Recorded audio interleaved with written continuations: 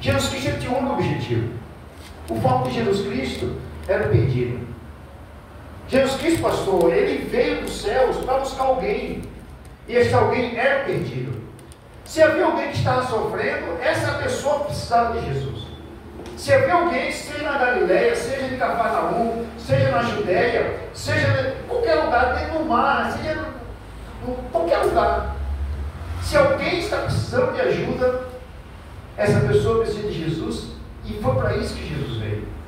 E então Jesus Cristo, ele foi de várias regiões, e agora ele vai para um outro lado, que é a Galileia. E quando Jesus Cristo chega na Galileia, ele chegava, e por ele ser quem ele é, por ele ser o Senhor dos senhores, Rei dos reis, soberano e exaltado, os milagres aconteciam, os sinais aconteciam. Preste bem atenção, igreja. Os sinais aconteciam, os milagres aconteciam, porque ele é o Filho do Deus vivo. Onde havia enfermidade, ele curava. Onde havia um demônio, ele expulsava. Onde havia alguém sofrendo, ele então aliviava a sua dor. Por isso que ele falava: vinde a mim os que estáis cansados, sobrecarregados, e eu vos aliviarei. Então o foco do Senhor Jesus sempre foi perdido. Por isso que eu estou aqui essa noite, porque eu era perdido, porque eu estava perdido, e então ele me encontrou. E você está aqui esta noite porque outrora você estava perdido. E esse é o foco de Jesus, entrar nos perdidos. E quando Jesus Cristo chega então na Galileia, chega nessa região, uma multidão então começa a seguir Jesus. Eu vou falar para você, irmãos, aquele que segue a Jesus, ele não perde tempo. Aquele que segue a Jesus, ele não perde tempo por várias formas. Primeiro, ele encontra conforto, ele encontra consolo, ele encontra cura, ele encontra milagre, ele encontra salvação, mas ele encontra muito mais que isso. Aquele que segue Jesus, ele encontra algo que se chama a vida eterna. Então, queridos, por mais que a gente passe por luta, a maior bênção que você pode ter no Senhor Jesus é a vida eterna. Então, quando Jesus Cristo chega então naquela região, um monte de pessoas foi então se encontrou perto dele. E as pessoas viam os milagres, viam os sinais e se maravilhavam. Mas é gostoso você ver Jesus Cristo trabalhar. Quando você está na igreja e de repente o pastor ora por alguém, a pessoa é curada, a gente não fica feliz. Quando o demônio se manifesta e vai embora, a gente fica feliz. Era assim que estava acontecendo naquele momento. Só que o número, pastor, aumentou demais. O número começou 100, 200, 300, estava no relento. No meio. Daqui a pouco foi 1000 pessoas missionárias, daqui a pouco foi 2000. Daqui a pouco chegou 3000, irmão. Daqui a pouco chegou 4. Daqui a pouco, meu irmão, entrou nos 4,5. Daqui a pouco chegou 5.000. Não estou falando de homens e mulheres, não, só dos homens. No mínimo aí, no mínimo 5.000 homens. No mínimo, não é impossível, né? Pelo menos a metade era casada. E se a metade era casada, tinha no mínimo 2.500 mulheres. Vamos dizer que naquela época o povo não gostava de filho, porque a minha mãe teve 5, a minha tia teve 17. Vamos dizer que naquela época o povo não gostava de filho. Vamos dizer, vamos supor, vamos fazer uma conta rápida, pastor. Vamos suponhar que cada mulher só tinha um. Vamos dizer que tinha 20, né, irmão?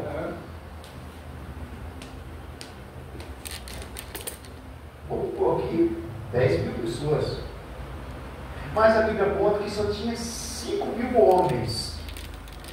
Vamos pôr metade mulher e metade criança. Mas que fosse só os 5.000 homens. Olha que interessante. Oi, irmão, tu estava gravando eu aqui. Diga não que eu sou meio doido, irmão. Daqui a pouco começa a andar aqui. Fica à vontade. E aí, irmão? 5.000 pessoas, irmão. Aí Jesus Cristo olha para eles. Olha que interessante. Vamos lá, vamos acompanhar essa história. Versículo 4. E a Páscoa, a festa dos judeus, estava próxima.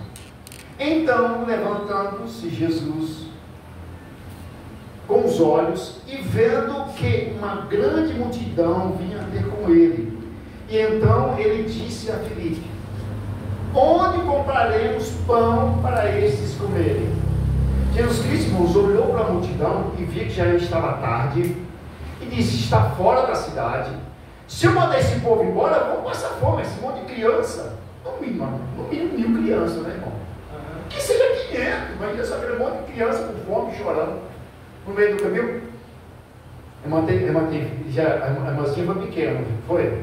Quando chorava, parava a paciência. Quem aguenta uma criança chorando 10 minutos na orelha com fome? Quem aguenta? Imagina então, 1 hora, 2 horas para voltar para a cidade. Jesus Cristo não tem que dar vida para esse povo. Irmão, Jesus Cristo pensa nos mínimos detalhes, pastor. O carinho de Jesus por mim, por você, irmãos, é os mínimos detalhes. Aí Jesus chegou ao Filipe e falou assim: Filipe, precisamos dar comida para esse povo. Filipe, mas Senhor, onde nós vamos comprar? Onde nós vamos comprar pão para tudo isso de gente? Olha só. Versículo 6. Mas Jesus falou isto para o experimentar, porque ele bem sabia o que havia de fazer. Sabe, queridos, Jesus sabe o que precisa ser feito, mas às vezes ele quer perguntar para a gente, quer a nossa colaboração, ele quer saber se a nossa fé está ativa, ele quer saber se a nossa fé está ali. De vez em quando, e não tem problema se de vez em quando eu dar aquela buchada, sabe? Jesus Cristo: ei, Felipe, Natanael, Felipe, ô Raimundo, ô Cláudia, ô irmão, olha só. Eu sei que às vezes você fica meio sem entender, mas eu tenho controle de todas as coisas. Sabe, queridos, Jesus Cristo, ele não perde o controle. Pastor, ele nunca perdeu, pastor. Missionário, ele nunca perde, ele sempre ganha. O dia que o diabo achou, irmãzinha, que ele tinha ganhado, foi o dia que Jesus Cristo então expirou na cruz. Aí o diabo fez festa. Aí Jesus Cristo foi enterrado. Mas ele foi lá na porta do inferno. Ei, vem cá, dá a chave. Satanás, dá a chave. Dá a chave, porque eu vou ressuscitar. E você não vai me segurar na sepultura. Me dá a chave.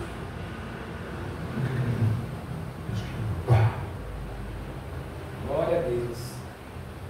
O seu maior inimigo é a morte. E Jesus Cristo ressuscitou e venceu. Glória a Deus. Está entendendo, irmãos? Então ele tem o controle de todas as coisas, pastor. Por isso que quando você lê Apocalipse, está assim: ó, o Rei dos Reis, Senhor dos Senhores, aquele que é, aquele que era, aquele que há de vir. Jesus Cristo é o mesmo ontem, hoje e sempre. Porque ele não perde o controle, mas ele então conversa então com Filipe. Olha só.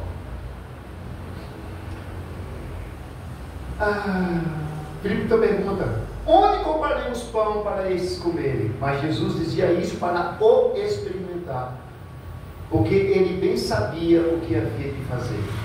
Amém, queridos? Se você está sendo experimentado por Jesus, confie nele.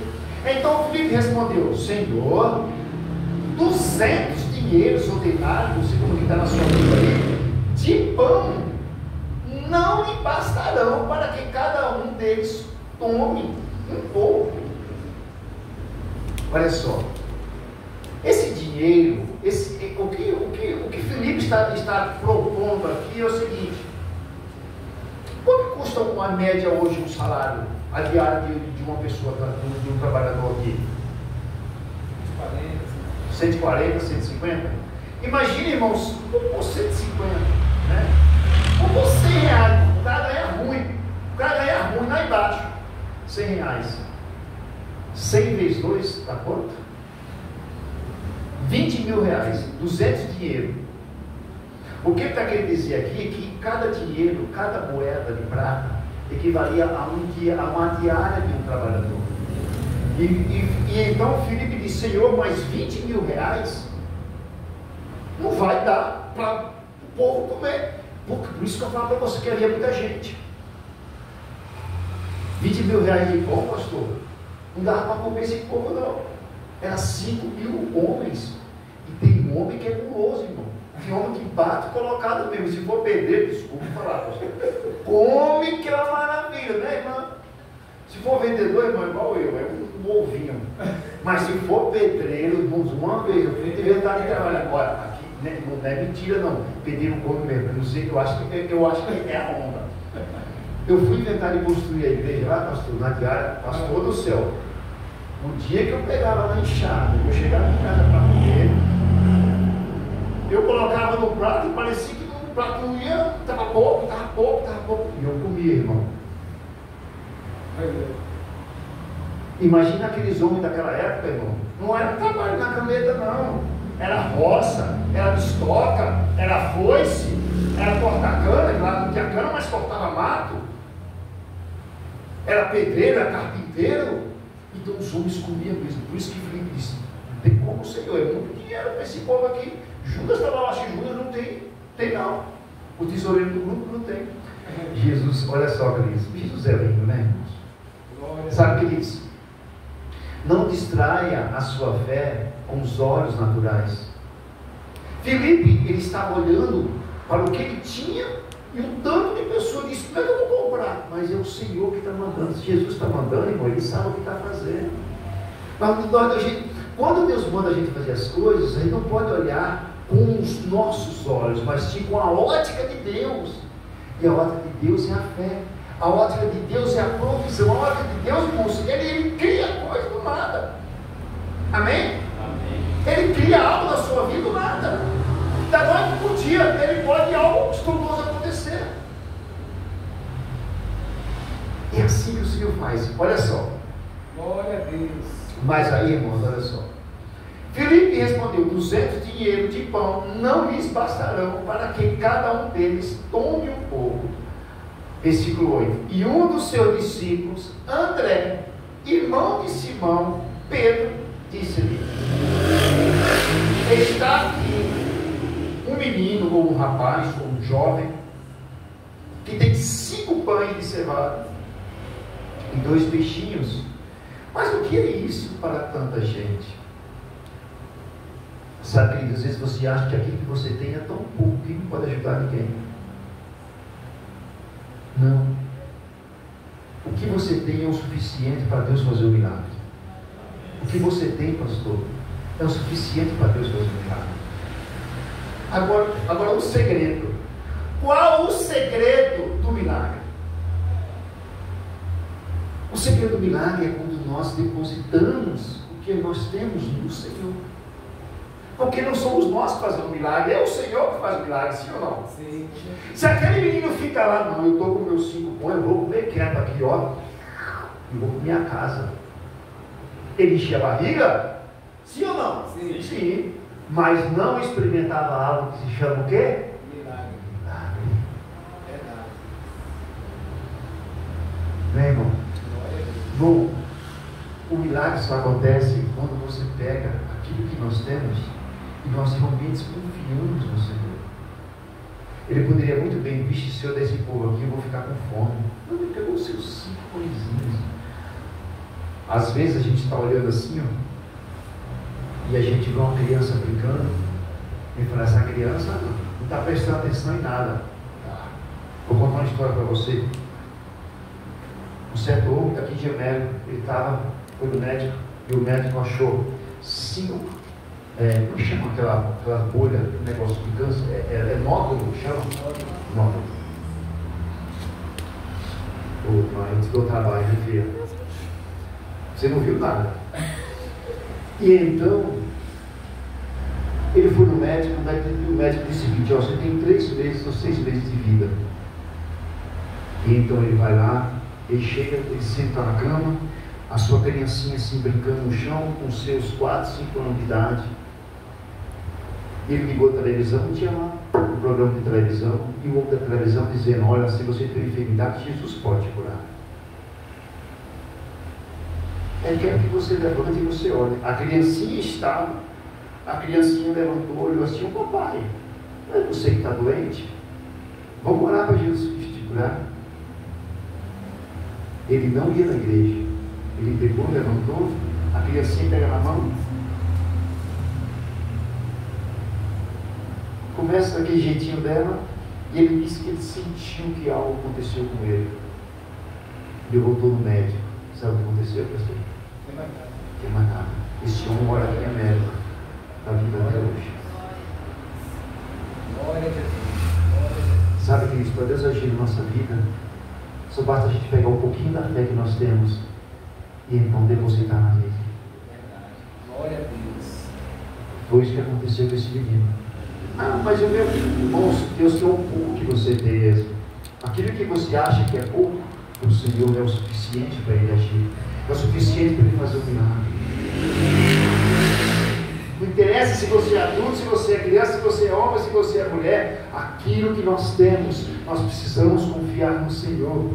E disse-lhe Jesus, versículo 10: mandai assentar os homens, e havia ali muita relva naquele lugar. Assentaram-se, pois, os homens, em número de quase 5.000. Versículo 10.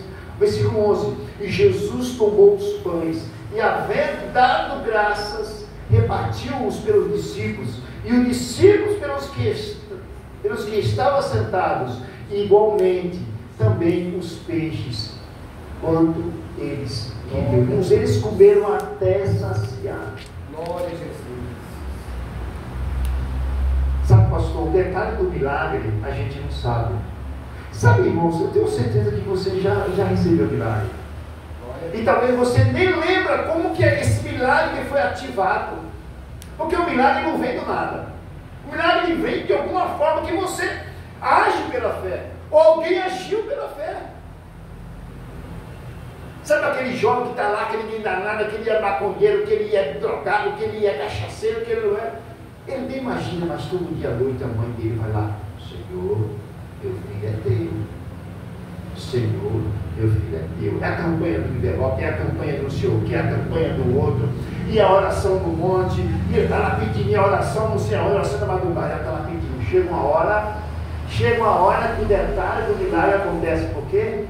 Porque ela esteve persistente. Queridos, persistência é a chave da fé, é a chave do milagre. Amém? Amém. Tomou Jesus os pães, tendo dado graças. Versículo 12. E quando estavam saciados, disse aos seus discípulos: recolhei os pedaços que sobejaram, para que nada se perca. Agora, essa é algo, irmão, que nós temos que abrir os nossos olhos. Preste bem atenção. Depois que todo mundo tinha saciado, depois que todo mundo tinha comido, depois que todo mundo estava abençoado, todo mundo estava farto, Jesus disse o seguinte: olha, não pode jogar nada fora, não pode jogar a bênção de Deus fora. Sabe que isso? Muitas vezes nós recebemos bênção do Senhor e a gente não valoriza como nós estamos fartos. Valorize cada bênção que Deus te deu. Valorize cada segundo da sua vida. Valorize cada alimento que você come. Valorize cada pedacinho de carne. Seja um ovo, seja 2 ovos, seja 10 doces, seja 1 quilo de carne, seja 2 quilos de carne. Não é um guaraná, é um café, um suco. Valorize cada pontinho de coisa que está dentro da sua dispensa. Jesus Cristo veio: não quero que nada se perca, eu quero que vocês recolham tudo. Pastor, era pedaço. Ah, eu me pedaço dos outros. Jesus Cristo mandou recolher os pedaços. Ah, é resto? Não, não é resto. Eram bênçãos, né? Eram bênçãos. Uma vez eu li um pacote de biscoito, ele tinha caído, ele estava meio quebrado. Bom, se é sincero, quem gosta de comer biscoito quebrado? Se tem os inteiros quebrados, a gente vai sempre pedir os inteiros, né? Mas não vai quebrar na boca, vai, mas os quebrados a gente não quer. E vai deixando, né? Aí tem aqueles cavacos, né? Os bairros chamam cavaco. Se deixar, a gente joga fora. E eu mesmo, a diferença é que um está inteiro e o outro está quebrado. Vamos, valorize cada bênção que você recebe. Nós temos que ser gratos ao Senhor. Jesus Cristo pegou o pão, abençoou, tendo dado graças, partiu e disse: comam. Depois que sobrou, ei, não quero que nada se perca. Vamos lá, não é para jogar nada fora. O segredo da prosperidade, sabe, pastor, porque tem muita gente que não é abençoada, porque Deus abençoa ele e depois ele desperdiça uma bênção. Imagine que você Imagine que você tem um filho ou uma filha e ele te pede então um celular, ou uma bicicleta, ou uma bola. Você dá e aquela criança brinca, depois deixa no sol, deixa na chuva, chega com a bicicleta se vai jogando assim. Você fala, meu filho, guarda essa bicicleta. Não quero não, é de ferro não quero. Você vai ficando triste, porque não está valorizando a bênção. Assim acontece conosco, irmão. Quando Deus te abençoa e você não valoriza as bênçãos de Deus, aí Deus fala, ixi, não está valorizando. Eu abençoo tanto. Né? Vamos aprender a recolher os pedaços, amém? Para que nada se perca, amém, queridos? Amém. Olha só o 13: recolheram-se nus, pois, e encheram 12 cestos de pedaços, os 5 pães de cevada que sobejaram do que haviam comido, amém, queridos? Amém. Sabe, queridos, Deus tem grandes coisas para nós essa noite. Nós vamos estar agora ministrando a ceia do Senhor Jesus. Mas antes de nós ministrarmos a ceia do Senhor Jesus, Jesus Cristo multiplicou os pães para aqueles homens. Só que esse pão era uma ilustração que Ele é o pão da vida. Todos os dias nós temos um pão do céu fresquinho, que é a palavra de Deus, que é a comunhão com a ceia do Senhor Jesus, que é a comunhão com os irmãos. Todos os dias o Senhor se prepara para poder nos abençoar, para poder encher o nosso coração de alegria. Queridos, que nós possamos valorizar cada pedacinho da Santa Ceia. Sabe aquele pedacinho? Mas é um pedacinho, ninguém vai dar valor. Irmãos, se você soubesse o tanto de irmãos que gostaria de estar aqui e ter força para poder estar participando deste cálice hoje. É por isso que Jesus fala: anunciais a minha morte, anunciais a minha ressurreição todos os dias que vocês então participam da ceia. Hoje nós vamos estar ministrando a ceia do Senhor Jesus. Eu gostaria que vocês se colocassem de pé neste momento. Eu quero estar falando com vocês.